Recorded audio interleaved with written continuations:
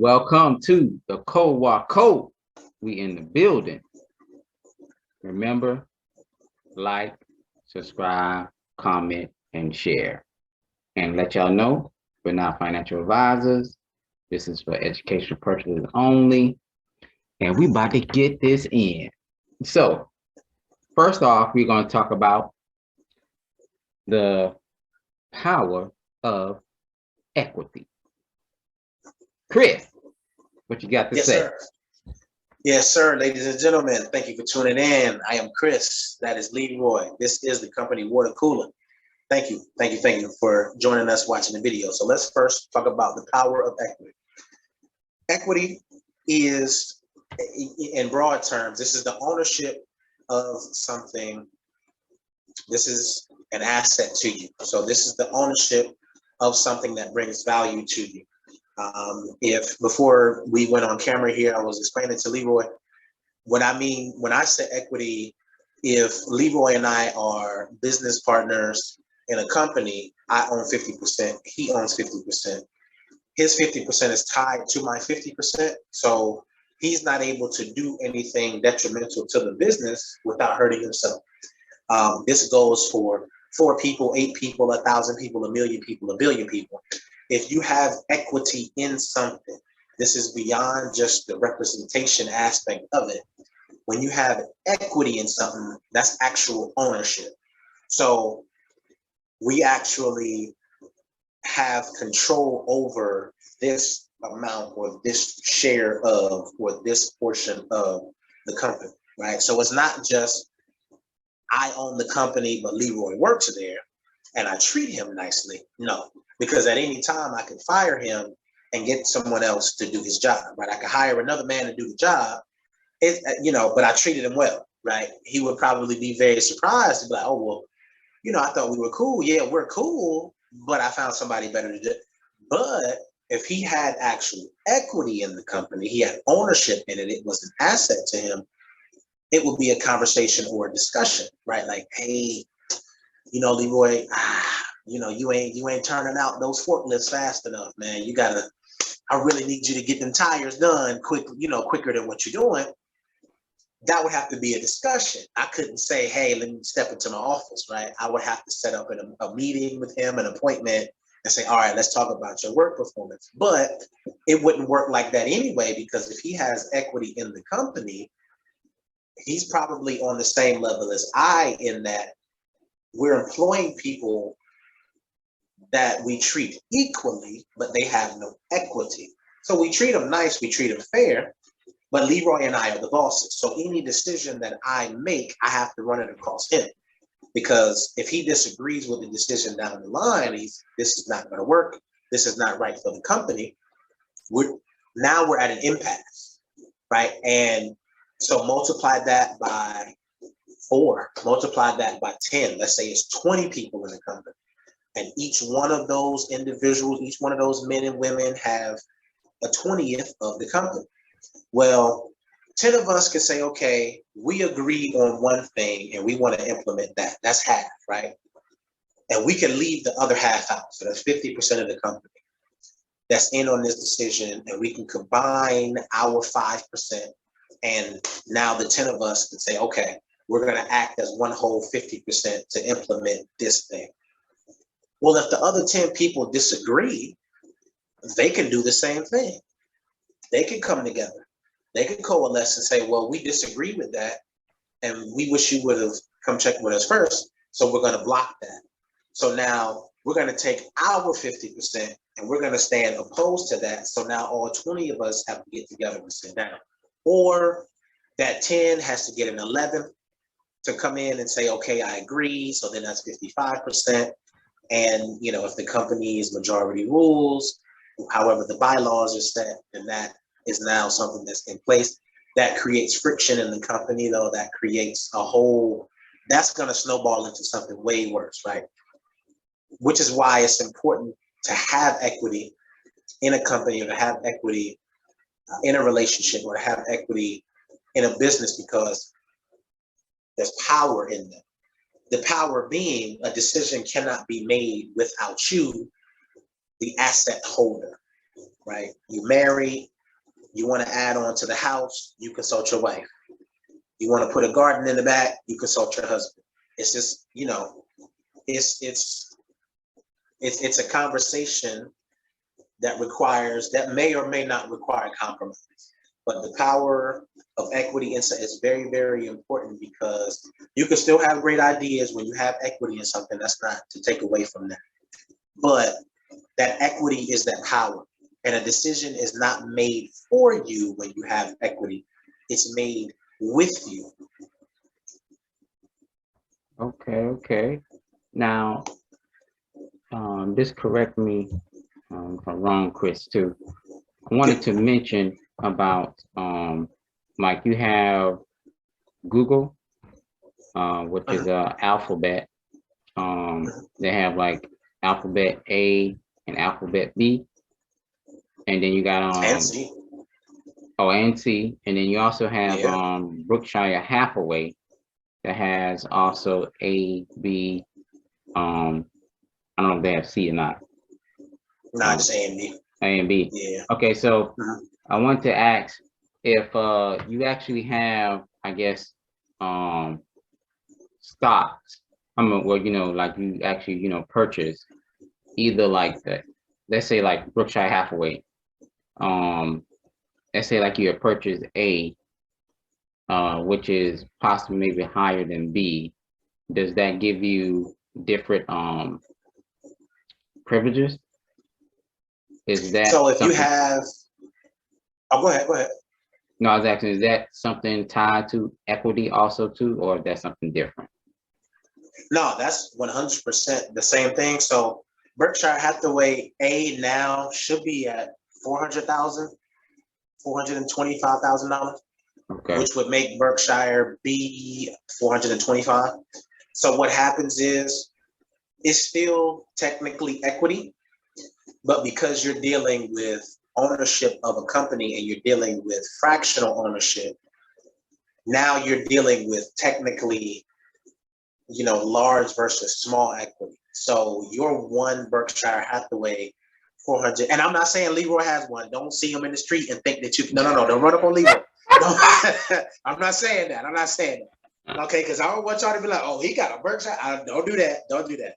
But I'm saying, okay, the Berkshire Hathaway A is $425,000. Berkshire Hathaway B is $425. So this is a 1,000% of a Berkshire Hathaway A equity or a stock, right? So basically, what the company has done is said, okay, most people, 99+% of people cannot afford A, but they still want equity in the company. So we're going to sell a sliver of that equity to the general public. Now, of course, your A stock holds more weight. So if we're thinking about it in terms of percentages, let's just say your Berkshire Hathaway A is 10% and Berkshire Hathaway B is 1%.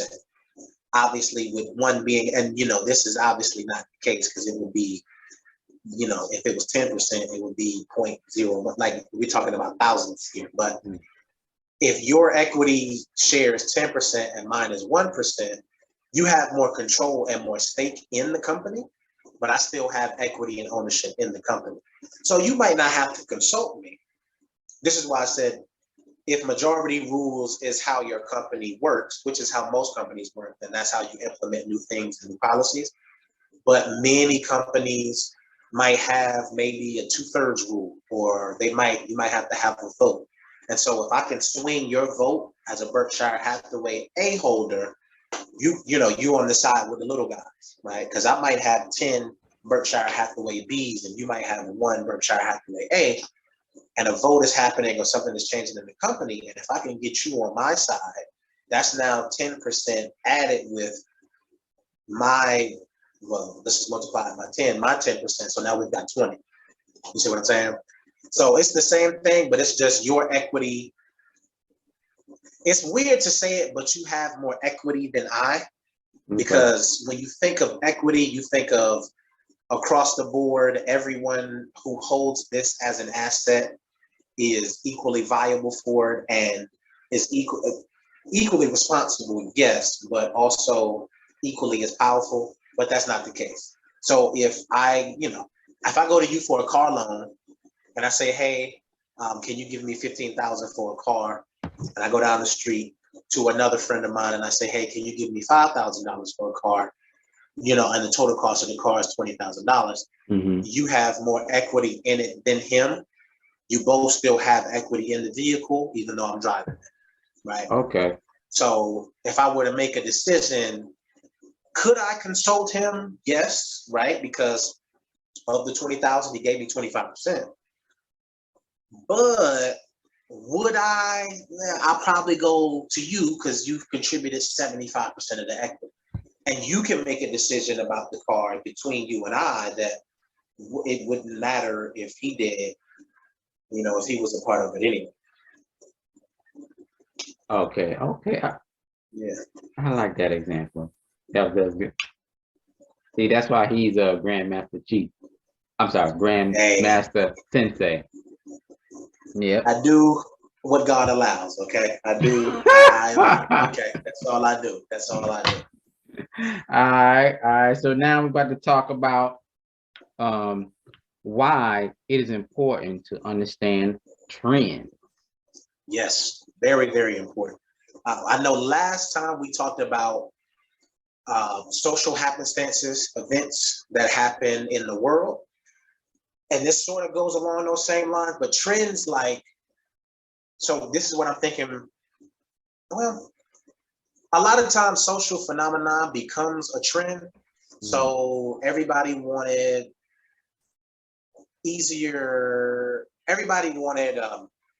phones to be more accessible, right?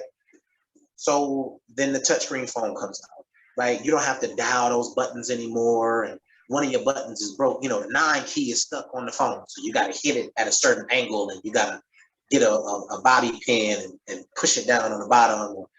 So now you just glide your hand across this silicon, carbon-based platform. And this little pixelated platform, right? And you slide your hand across it. You can open your home screen. You can open up your Google Chrome. You can watch your YouTube videos, right? You can type in marching band 2010, give yourself some memories. Oh man, I was killing on a trumpet, right? So you can do all of that with ease on your smartphones. Same thing is happening with healthcare. Same thing is happening with artificial intelligence. So the importance of understanding trends is knowing where, if you were to sit where you are for 20 years and then leave your garage or leave your house, where would the outside world be when you got there? So the importance of that being, you don't want to be left behind, right? So you want to invest for tomorrow. Obviously, you're investing today for tomorrow, for your kids, for your grandchildren, for your great-grandchildren.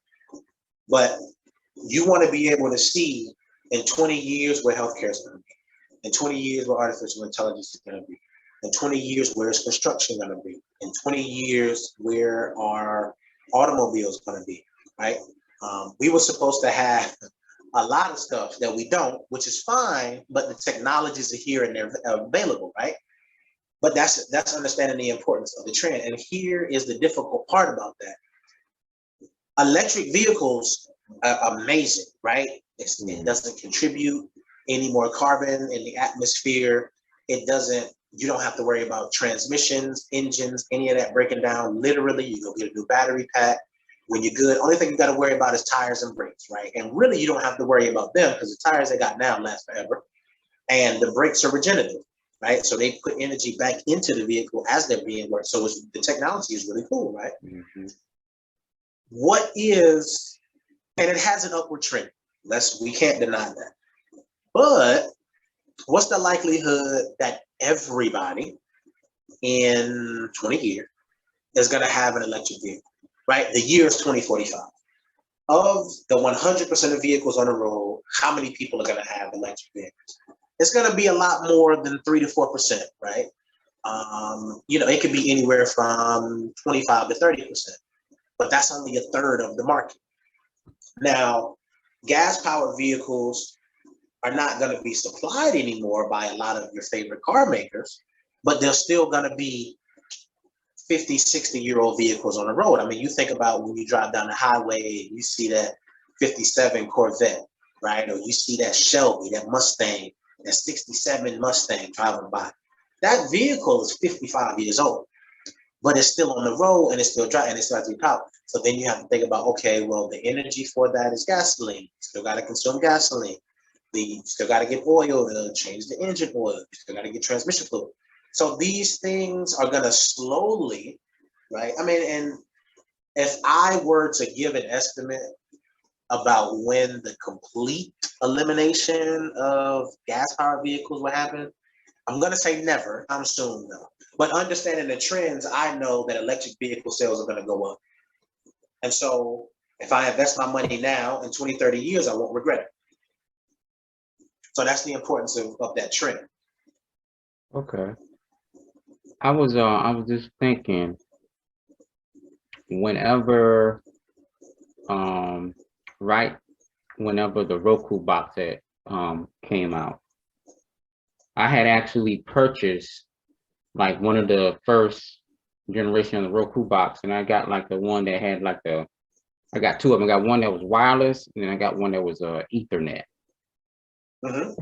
And I figured that cable was not going to be, and satellite was not going to actually be like the main thing people are going to kind of be gravitating to. So I was thinking like this, like online TV with the Netflix and all that was going to actually gravitate to these Roku boxes. So here now you got Roku galore, even with the Fire Stick, and even on there you even have now you have like the all the cable companies on those boxes because they knew that most people was going to start buying those boxes through the Amazon stick, the Fire Stick, Roku. So they had to actually change what the trend, what people's going to start actually doing. So imagine if you would have actually invested in Roku back then, you know, how much money you would actually have now with a Roku box. But I mean, think about it in terms of food trends. You know what I mean? Think about it like the number of vegetarians or vegans or non-meat eaters, right? If you're just, or I'll say this, vegetarians, vegans, and plant-based, right? Which vegan, plant-based, different things, but imagine the number of diets that are going to change, right? So you see that, so black beans, garbanzo beans, kidney beans, chickpeas, that stuff has always been vegan. You've never seen it on a label before. Why do you see it now? Because it's following the trend, right? Those things have always been vegan, like since human beings started growing them. But it wasn't until the trend showed the number of vegans over the years are gonna go up that they started to put that little white V inside of that green circle on the side of your black bean, right? And so because they understand the market that they want to tap into.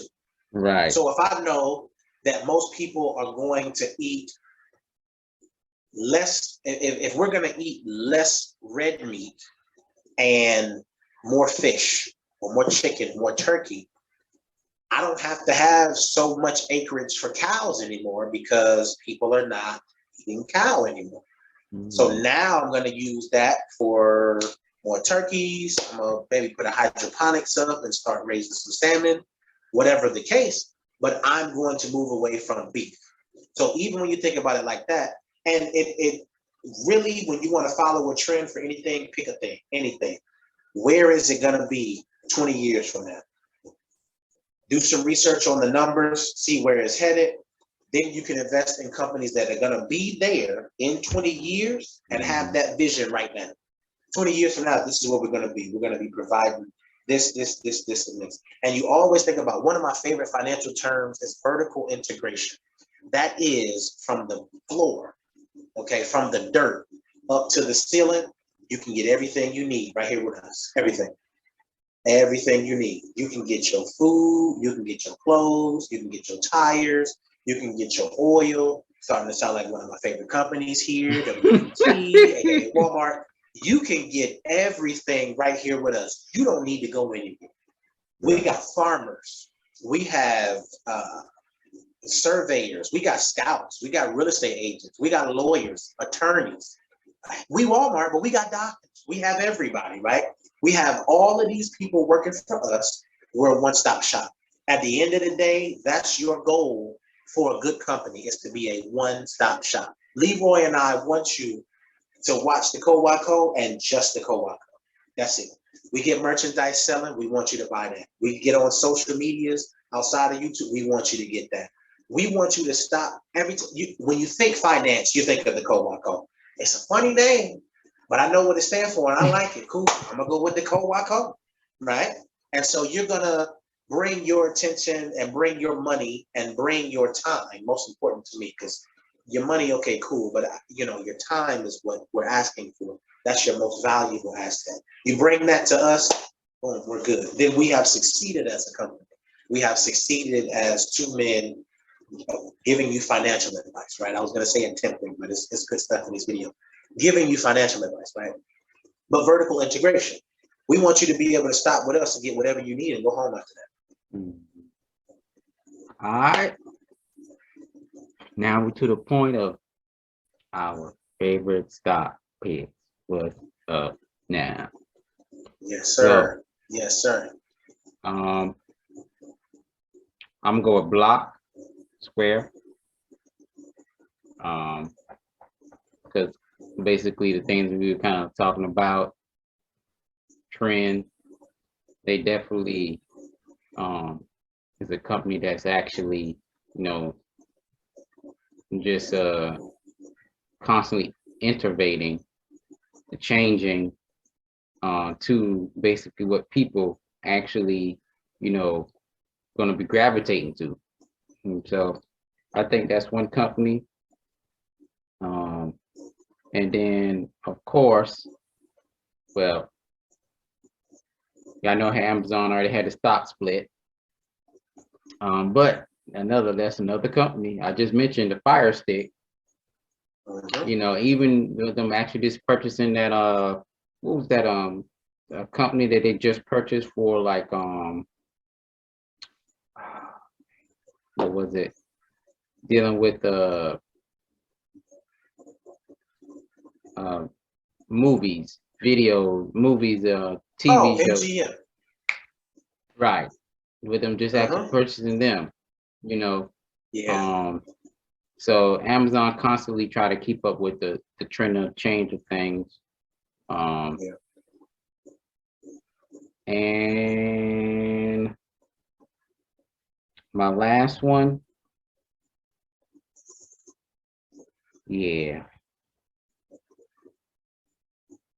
I'm gonna have to go with AMD, the chip. Okay. Yeah. Man, you got some steals up there, man. You got some good deals, man. AMD right now was at less than 100. Block is less than 100. Yeah. Amazon is near 100. Man, these companies in 3-5 years, well, I mean, I'll say 10 to be on the really, really safe side. But, these companies are going to quadruple in stock price over that time. So Leroy just gave some good deals. I'm gonna have to go with Amazon as well, just because I'm looking for them to get under 100 for a nice entry. I'm gonna go with Home Depot because it's the summer and houses are being built. Construction is not slowing down, so you don't have to worry about that anytime soon. I'm gonna go with Nike because Nike right now is a good buy as well. Nice discount on Nike. Obviously, you think athletic wear, you think any article of cool clothing on your body, you think Nike. And they're also entering into the Web 3.0 space pretty nicely. And I'm going to give you Walmart as well, because Walmart is doing some very, very cool things with delivery. And they have almost 5,000 locations in the United States of America. So if you want to get something out to the American people, you put it in Walmart. They're working on drone technology. They're working on food delivery services. They're working on fulfillment centers and warehouses. Walmart is working on everything. It is definitely a buy, good dividend. You absolutely want to do that. I'm also going to say Google, because their stock split next month on the 15th is going to be a fantastic hoorah. So definitely get into that. Tesla as well. I'm going to say that. I'm going to give y'all everything today. Tesla as well, because Tesla is under 700 right now. Wow. Get in, do it, make it happen. And ETFs, obviously, I'm going to give you XLI because, I love my industries and the dividend is fantastic. But I wanted to ask you, Leroy, about ARKK. ARK is trading now at like $30-something, $40-something. And I'm wondering, and that's genomics, and that's, that's the sci-fi stuff when you think of them freezing somebody and injecting them with, a serum that makes them super strong, right? So that's, a lot of people have scary thoughts about that. But how you feeling about ARK? I think honestly it'll go up, it'll be okay. Do you think that will ever recover though? Again, ARK. Okay, ARKK, which got the other ones, AR, I think G or something like KW. KW. Yeah, all the ARKs, yeah. Okay, yeah. So KU, I think. Yeah, so those particular ETFs, we have to remember that they're looking toward the future. Basically, a lot of stuff that's toward the future. And just like kind of like what we talked about today, kind of similar, they're looking for the trends, So people right now, they might not actually get it right now, like, okay, well, you just mentioned this a minute ago about even the eject thing with the super. Okay, yeah. Right, So because they're fearful. People are scared. Yeah. Right. So it might take some time for those things probably to catch up, because in those particular ETFs, you got a lot of innovation companies, stuff that's kind of looking toward the future, times, and they're going to actually be down right now, because even with all, like, most of the stocks actually get hit, down. So they're heavily in those ETFs. So with them heavily being those ETFs, that ETF's going to get hit hard. But over time, I believe it will recover. So I'm not saying to, like, jump into them. You can still kind of put them on your watch list. And if you have maybe like some money, a little bit of money, again, like I always say, nibble. If you want to put just a little bit in there, that micro investing, yes, sir. Just to see how it's going to perform.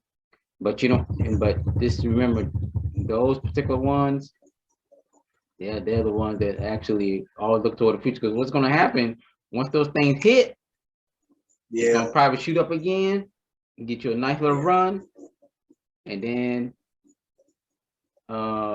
once you get to that point and get some profit and stuff, people are going to start taking money out, and then they're going to be reassessing those ETFs again with new stuff. So that is my take on those on ARK.